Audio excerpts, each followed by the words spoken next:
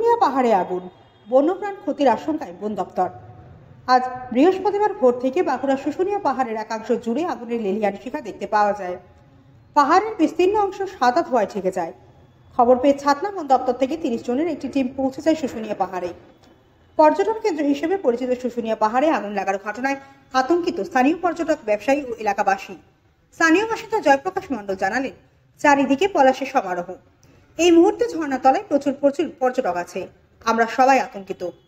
বন দপ্তর গত বছর পাহাড়কে আগুনের হাত থেকে বাঁচিয়ে রাখতে সমর্থ হলেও এবছর বসন্তের শুরুতেই পাহাড়ে আগুন লাগার ঘটনায় চাঞ্চল্য ছড়িয়েছে সর্বত্র। এখনো পর্যন্ত আগুন লাগার কারণ জানা না গেলেও এই আগুনের ফলে পাহাড়ের বন্যপ্রাণ ও ভেষজ উদ্ভিদ পুড়ে প্রবল ক্ষয়ক্ষতির আশঙ্কা করছে বন দপ্তর। ছাতনা ফরেস্ট রেঞ্জ আধিকারিক নির্মল দাস জানিয়েছেন, কোনো দুষ্কৃতী বা কেউ এই আগুন লাগিয়েছে, আমাদের নজর রয়েছে। এই আগুন অনেকটাই কন্ট্রোলে এসেছে।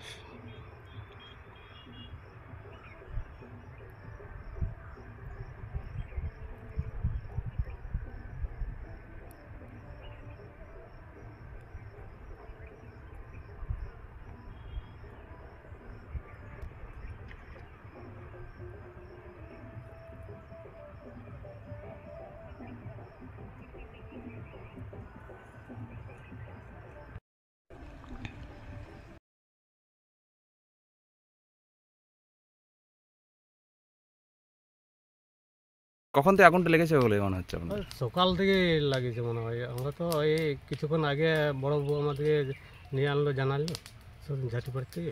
আপনার কি আগুন নেওয়াচ্ছেন? হ্যাঁ, আমরা আগুন নিয়েছি। কতটা অংশ জুড়ে আগুন লেগেছে? তো অনেকটা জুড়ে আগুন লেগেছে। আর এই আগুন অনেক ক্ষয়ক্ষতি হতো এখানে? অনেক ক্ষয়ক্ষতি, জীবজন্তুর অনেক ক্ষয়ক্ষতি, বন ভরা, খরগোশ, এই সাপ, এইসব অনেক কিছু ক্ষয়ক্ষতি হবে। আচ্ছা, অনেকটা এরিয়া জুড়ে আগুনটা জ্বলে? অনেকটা। কি নাম আপনার? আমার নাম লুবাই মুর্মু, বনকর্মী। বড়। আগুন লেগেছে শুনেছেন? হ্যাঁ শুনেছি তো, আমরা ধোঁয়া দেখতে পাচ্ছিলাম সকালবেলা যখন উঠে স্নান করতে যাই ভোরে, তখন দেখলাম যে পাহাড়ে ধোঁয়া বেরোচ্ছে। সে সময় আগুনটা একটু একটু দেখাচ্ছিল, মানে একটু বলতে আমরা যেটা দূর থেকে একটু দেখতে পাই সেটা সামনে গেলে বিভৎস। কি কেন আগুন লাগছে কিছু জানেন কিছু?